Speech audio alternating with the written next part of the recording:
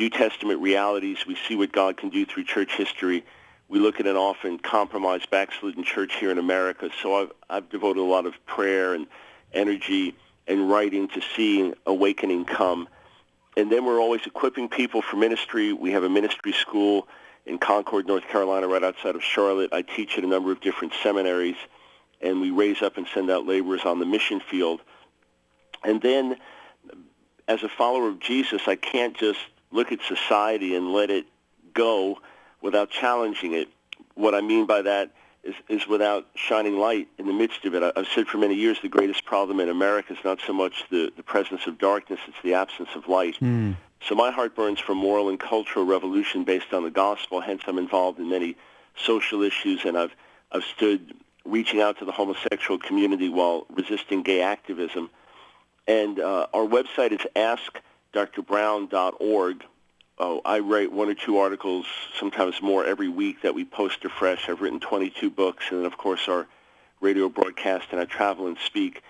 And if folks want to connect with me on Facebook, we're constantly posting, having discussion there. That's Ask Dr. Brown, ASKDR Brown on Facebook, or they can follow me on Twitter at that's Dr. Michael L. Brown on Twitter. And we're pretty active, posting, sending comments, links, articles. So we want to constantly edify the body, and Internet's an amazing tool. Well, Michael, I've got a really important question for you, and that is, when do you sleep? Well, I need sleep like everybody else, but I kind of go nonstop, and sometimes I get up in the middle of the night and realize I want to get into a discussion. Someone's challenged something on the internet. Right. I want to respond, and then I'm back up early in the morning. So it can give the impression, if you look at when the posts come or articles are up, that I don't sleep, but it's a joy. It's just a joy to have a life to give over to the Lord. I enjoy rest and family time as well, but hey, we got to run our race while we have the opportunity, right? Absolutely. Michael, say something about, just for our listeners, about the Fire School of Ministry. What is that? Well, we were birthed out of a visitation where God touched a local church years ago, and people began to flock from around the country to be touched. And we raised up a school in the midst of that and then moved it to North Carolina. And it's an intensive 3-year program for practical ministry training. We have a real strong emphasis on missions, so we raise up and send out a lot of missionaries. We are strengthening our program for worship leaders and those called to help people really come into God's presence. We've been a small school, as few as 60 or 70 students. We've been a large school, as large as over 1,100. So we've been in many different forms and settings, but we really know that laborers must be raised up for the harvest, and that the Jesus method is for disciples to go and make disciples. So even though we have PhDs teaching, we're only at an undergrad level, and we have students ranging from 18 to, we've had them into their 70s, with a goal for practical training. So everyone involved is going to do evangelism on the streets. Everyone involved is going to learn to study the Scriptures. Everyone involved is going to have to be out doing an internship either overseas or somewhere else in the States. And we know, especially with the younger generation, we hear all the negative stats about how many young people are leaving the church, and it's really true. We hear about the level of apostasy that's out there and how many young people don't seem to have moral values, but there is always a remnant of really serious, committed young people, college-age people, and folks in their 20s and 30s, and they're ready to go. If they can have someone lead them on the right way, they'll go for it. A lot of them just don't have goals and direction. We help to give them that at the school. Well, you're listening to today's issues on American Family Radio. Our guest is Dr. Michael Brown, and you can find more information on him at askdrbrown.org. Michael, last time you and I had the chance to talk, we were talking about your book, The Real Kosher Jesus, Revealing the Mysteries of the Hidden Messiah. But today we wanted to chat with you and want folks to know about that book because it's incredible, just a great book. And but today we want to talk to you about your column that you did right after the second inauguration of our president, and one of the statements that he made there. And I want to quote from your article. The president declared it, a pastor prayed it, and woe betide those who differ with this new reality at yesterday's presidential inauguration. What was the purpose of that portion of that statement? I want you to go ahead and elaborate on the rest of that. What is this new reality? Yeah, the new reality is that the government, led by our president, with all of the massive influence that he has basically declared things are going to change. Mm-hmm. The nation is going to accept the redefining of marriage and same-sex so-called marriage. The nation is going to accept that women's rights and black civil rights are just the same as gay rights, meaning that if you don't hold to these things, the government, the nation will do what it can to marginalize you, to codify you as a bigot, to put you in the same class as KKK, racist, and things like that. And I have to say this honestly, gentlemen, that as much respect as I have for the office of the president, I underestimated the influence that President Obama would have with his statements. When last May he said that he felt it was time to redefine marriage, well, I wasn't surprised because he was on record as holding to that position years earlier. In fact, that's what I always expected him to do. So to me, it was kind of ho-hum. At least he's put it on the table. What I was shocked to see was that many people were now influenced by this. Well, if even the president stands for this, I guess it's just right. Or even pastors say, oh, we need to look at the Bible again, as if the president was now the Pope of the Church somehow of America. So we every day, I know the inauguration was last month, but every day this is an issue. Every day the media is reporting on some issue that's coming our way to the point that you are being told you have to accept this. So one of the latest stories in the news, a 6-year-old boy who thinks he's a girl wants to be able to use the girls' bathroom in a school. The school says no.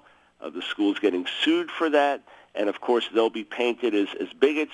So everyone's reality has to turn around because you have this poor, confused kid who needs help. The reality of all the other students, the whole school, the reality of simple gender issues, everything has to be redefined because you have one kid who's struggling and really needs help. It would be like you have one deaf kid in a school of 1,000 kids, and now no one's allowed to talk. They all have to use sign language because you have one kid who's deaf. So this is the new reality. And what's really striking to me is this.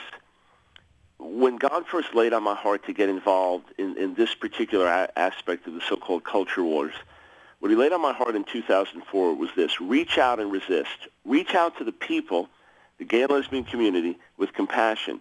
Resist the agenda, the gay activist agenda, with courage. And I knew full well that the great majority of homosexual men and women were not activists and were just trying to live their lives quietly and not be harassed and so on. But these days it's becoming more difficult to separate that because the issues are being put on the table so that everyone is made into an activist for the cause, if you get my drift. Right. Well, Michael, where is that going to leave us? I mean, I think you have painted it very well. And I mean, just this week, the brief being filed at the Supreme Court, more and more Republican leaders are coming out in favor of gay marriage and overturning DOMA, the Defense of Marriage Act, and so on. Tide certainly seems to be moving in that direction. What are we going to do? Those of us who hold to, quote, traditional morality, biblical morality, as we see what used to be, quote, the mainstream view of Americans now is being increasingly marginalized. Where does that leave us, and how do we respond? It leaves us with one of two choices, which I think is actually positive. In other words, all this bad news is potentially good news. It leaves us with the fact that we can't sit on the sidelines any longer, and one of two things is going to happen. We are either going to capitulate or we're going to stand up and do what's right. If we stand up and do what's right, it's going to force us to really count the cost. It's going to force us to say, okay, are my convictions about marriage and family and honoring God and his word deep enough and serious enough to force me to potentially lose my job because I won't sanction same-sex so-called marriage in my job, or I won't hire a man dressed as a woman to work at our nursery school? What will I do? Will I continue to preach what God says in his word is right and best even if I'm going to be slapped with fines. If I'm Hobby Lobby faced with this, say with the Obamacare issue and the mandate that they have to provide abortion-inducing drugs for their employees, they said no, we'll go out of business before we do that. Well, the church is faced with the same thing, and for years we have just fallen into this very carnal, compromised Christianity here, which is basically have your cake and eat it too. Enjoy a great life here in America. Enjoy all the goodies. Preach a gospel that Jesus came to make you more successful. And don't worry about the conflict. Where you have conflict, just avoid it and be nice. Well, now we're being forced out of that comfort zone, and it's either going to make us or break us. I'm concerned, on the one hand, in that we've retreated so much. It's kind of like the nice guests that we had in our house, and I'm not referring to gay activists. I'm painting a picture here. The nice guests that we brought into our house now have us tied up, bound, and they're about to gag us. And now we realize, okay, they're not so nice. It's a little late to stand up. On the flip side, it's never too late with God. And I believe as people see the ugly side of gay activism, as they see it pushing a certain agenda, which is basically, we've come out of the closet, now you have to go in the closet.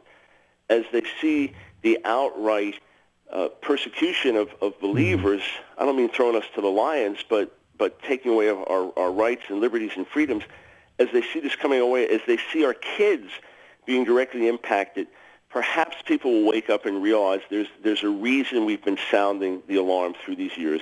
And what we need to do is draw a line in the sand. I'll give you a quick example. I was at a think tank with different scholars and Christian leaders a few weeks ago in California, and the question was asked about children in schools. Do you pull all kids out of public schools? What about in California, where you have mandatory celebration of gay, lesbian, bisexual, transgender history in every school district? And we're saying you can't pull them out unless you have an alternative. Not everyone's able to pull their kids out. People can't all homeschool. And I said, well, why not just do this? We all agree to draw certain lines in the sand. Teachers say, I will not teach this curriculum if I have to. And businessmen say, okay, we're going to come up with a plan. And let the school then fire that teacher. Let the school then discipline those parents because they pull their kids out. And then we have an alternative. Then we say, okay, we've been working on a plan, and we've got a system here where we can get everyone into Christian school if you want to be in it. So we have to draw our lines in the sand with godliness, with grace. Say, hey, we won't compromise. We can't compromise. And then out of that, good will come. Well, when you talk about compromise and you talk about tolerance, those are things that Christians are expected to do. But anytime that we as Christians take a stand, suddenly we become intolerant. Help us understand why is there a double standard there? Well, on the one hand, it seems to be the double standard of liberalism in general, that they can hold to a dogmatic stand and it's good, and if we do, it's ugly. In particular, it comes down to the doublespeak associated with gay activism that I open up in my book, A Queer Thing Happened to America.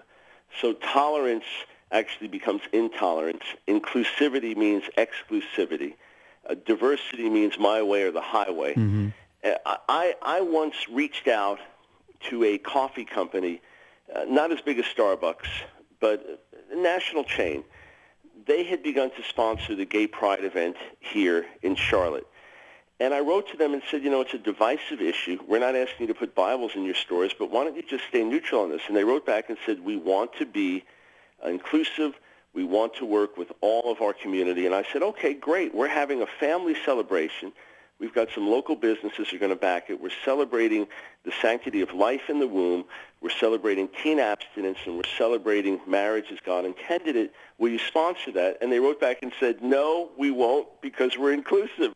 So, I mean, what can you say? Now, the other thing is, I've had folks on gay blogs, if I'm interacting with them, trying to understand their point and give them mine. I've had them say to me, we don't tolerate bigotry. That's exactly right. We are intolerant of you because you're a bigot, and bigots like you belong in the closet. So once they define us a certain way, you're Nazis, you're KKK, you're this and that, you're American Taliban, well, once they do that, they've exposed their bigotry, and we just have to pray for their blindness to be revealed.